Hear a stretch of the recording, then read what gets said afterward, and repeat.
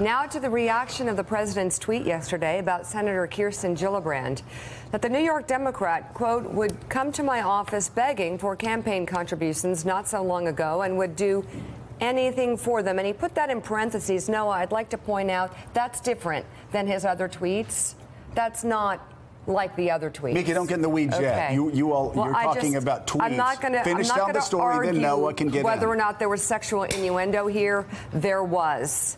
And here is Press Secretary Sarah Huckabee Sanders, who I was really hoping would tell the truth. She did not. Here she is at the briefing yesterday. The president said today that Senator Gillibrand would do anything for campaign contributions. Many people see this as a sexual innuendo. What is the president suggesting?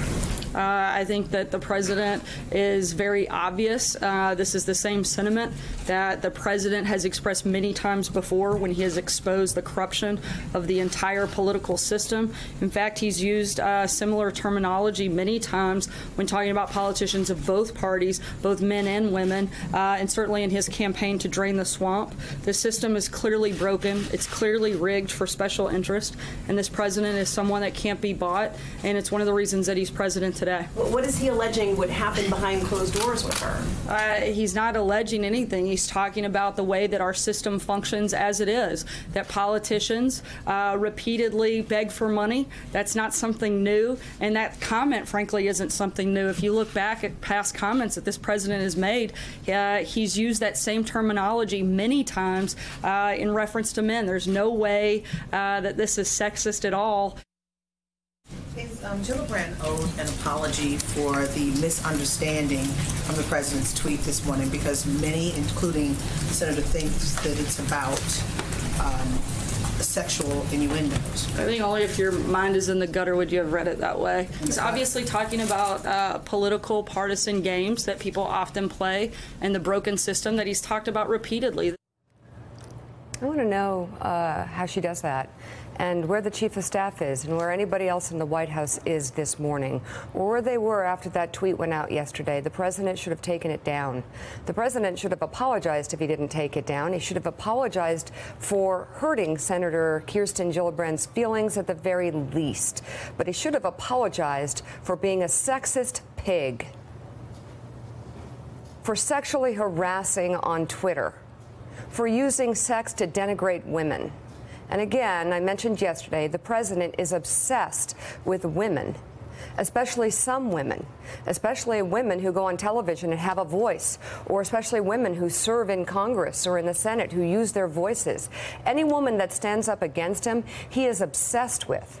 He has some special problem with women. And the women around him, his wife, who has a platform against cyberbullying, that's a joke. That is the saddest thing I've ever seen in this White House, ever in my life. And his daughter, who came to Washington to work for the president and develop a platform for women, go home. Go home. You're doing nothing if you stand by this president. And you should think of the country rather than your brand. And I'll tell you right now, Sarah Huckabee Sanders, I feel sorry for you. I've started a hashtag support for Sarah, and get your mind out of the gutter. I seriously support you in your quest for truth, in your quest for goodness, in your quest for love of country, because you haven't made it there yet. And I'm not just talking about the women in the White House. I'm talking about the entire White House, all the men around this president. Do you really go home to your wives and daughters and say this president knows what he's doing? This president stands up for women? Do you really do that? Your wives should kick you out. Here's Steve Schmidt. She doesn't have a difficult job. She has an easy job. Tell the truth to the American people. She's an assistant to the President of the United States. She swore an oath to the Constitution of the United States, which she disgraces every day as she serially lies hour after hour after hour every day. And it bears mentioning, just for a moment, how abnormal this is. The assault, the constant assault on the dignity and the majesty of the office of the President of the United States. And this is exactly the reason the President of the United States is not welcome in the United Kingdom, because his presence standing next to Her Majesty the Queen is such an affront to her dignity that it has united the fractious parties of Great Britain in opposition to his setting foot on British soil because of stuff like this. And we will be right back.